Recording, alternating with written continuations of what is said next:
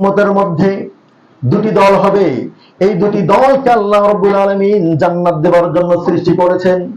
আমার উম্মতের দুটি দল হবে, এই দুটি দলকে আল্লাহ রাব্বুল আলামিন জাহান্নাম থেকে মুক্ত করবার জন্য তৈরি করেছেন, সৃষ্টি করেছেন। এক নাম্বার হচ্ছে তাগুদ্দুল হিন্দ, এক নাম্বার হচ্ছে ওই সমস্ত ব্যক্তি যারা এই হিন্দের বিরুদ্ধে, যারা গাজওয়ায়ে হিন্দ করবে, এই মুশরিকদের বিরুদ্ধে যারা লড়াই করবে, যারা মুশরিকদের বিরুদ্ধে জিহাদ করবে। আর একদল হলো ঈসা ইবনে মারিয়ামের পক্ষ নিয়ে দাজ্জালের বিরুদ্ধে যারা লড়াই করবে। এই দুই দলকে আমি কখনোই জাহান্নামের আগুনের মধ্যে পুরাবো না। এই দুই দলকে আমি অনতিবিলম্বে জান্নাতের মধ্যে দিয়ে দিব। তাহলে এই জান্নাতি দল হওয়ার ইচ্ছা আছে না নাই? গাজওয়ায়ে হিন্দের জন্য প্রস্তুতি আমাদেরকে এখন থেকেই গ্রহণ করতে হবে। করবো তো ইনশাআল্লাহ? জিহাদি চেতনায় উজ্জীবিত হবেন তো ইনশাআল্লাহ? আমরা এর আগেও বলে দিয়েছি মুসলিমদের জিহাদি চেতনা কেমন হয়, এই কথা আবারও বলতেছি যাতে আপনাদের জিহাদি চেতনাটা বেড়ে যায়। আল্লাহ নবী জনাবি মুহাম্মদ সাল্লাল্লাহু আলাইহি সাল্লাম তাবুকের যুদ্ধের জন্য একদিন নাম নিচ্ছেন মসজিদে নববীর মধ্যে বসে। এমত অবস্থায় একজন মহিলা দুধের বাচ্চাকে নিয়ে এসে বলতেছে, ইয়া রাসূলুল্লাহি ইয়া হাবিবাল্লাহ, আপনি জিহাদের জন্য নাম নিচ্ছেন, যুদ্ধ করবার জন্য নাম নিচ্ছেন, আপনি তাবুকের যুদ্ধের জন্য নাম নিচ্ছেন, সৈন্য বাহিনী তৈরি করে দিচ্ছেন। আমি আমার এই দুধের সন্তানটিকে এনেছি, আমার দুধের সন্তানটিকে আপনি যুদ্ধের জন্য কবুল করে নেন। আল্লাহর নবী ডাক দিয়ে বলে, হে মহিলা সাহাবী, তুমি এমন একজন সন্তানকে নিয়ে এসেছো, আমি তো কোনো বাচ্চাদের খেলাধুলা করবার জন্য নাম নিচ্ছি না, আমি বাচ্চাদের অন্য কোনো কাজের জন্য নাম নিচ্ছি না।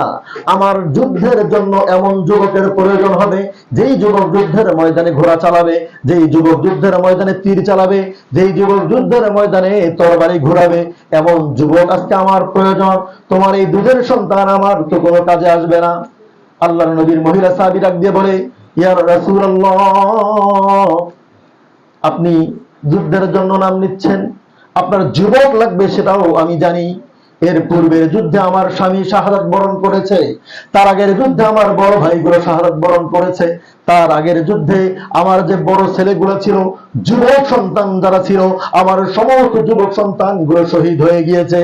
এই যুদ্ধের ময়দানের জন্য আমার ফ্যামিলি থেকে নাম দেওয়ার মতো আমি আর কোনো যুবককে খুঁজে পাই নাই।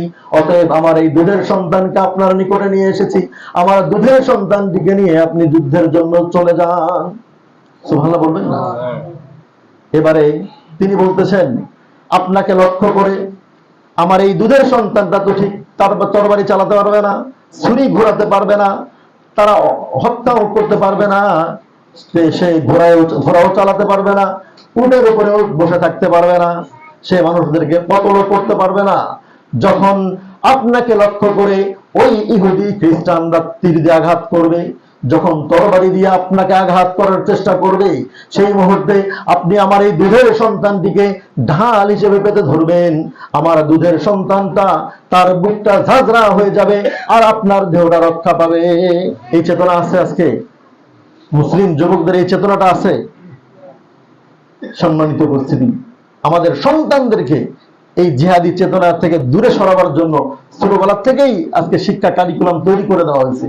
যে আজকের সন্তান, কোন সন্তান বড় হওয়ার পর জিহাদি চেতনা তাদের থাকবে না। কেন থাকবে না? আপনি ছোটবেলায় তো আপনি দিচ্ছেন কিন্ডারগার্টেনে, আপনি দিচ্ছেন এমন একটা নাস্তিকদের স্কুলে, এমন স্কুলে দিচ্ছেন যেখানে বলাই আছে যে অন্য কোনো পশুর নামে জবাই করলেও খাওয়া যাবে, অন্য কোনো নামে পশু জবাই করলেও খাওয়া যাবে। আপনার সন্তানকে অনতি বিলম্বে আজকে থেকে নিয়ত করবেন, কোরআনুল কারীমের শিক্ষা দিবেন। ছোটবেলায় কোরআনুল কারীমের শিক্ষা ছাড়া পৃথিবীর অন্য কোনো শিক্ষা আপনারা আগে দিবেন না। না, সব শিক্ষা দিতে হবে। ডাক্তার বানাতে হবে, ইঞ্জিনিয়ার বানাতে হবে, আমাদের ডাক্তারের প্রয়োজন আছে, ইঞ্জিনিয়ারের প্রয়োজন আছে, আমাদের বক্তার প্রয়োজন আছে, আমাদের আলেমের প্রয়োজন আছে, আমাদের বিজ্ঞানীর প্রয়োজন আছে। সবকিছুই তৈরি করবো সন্তানদেরকে, প্রফেসর তৈরি করতে হবে। কিন্তু সর্বপ্রথম যে শিক্ষা আমাদের সন্তানদেরকে দিতে হবে, সেটা কিসের শিক্ষা? কোরআনুল কারীমের শিক্ষা, সেটি দ্বীনের শিক্ষা। এই দ্বীনের শিক্ষা, এটাকে বলে বেসিক শিক্ষা। বেসিক দ্বীনটা শেখানোর পরে এরপরে আপনি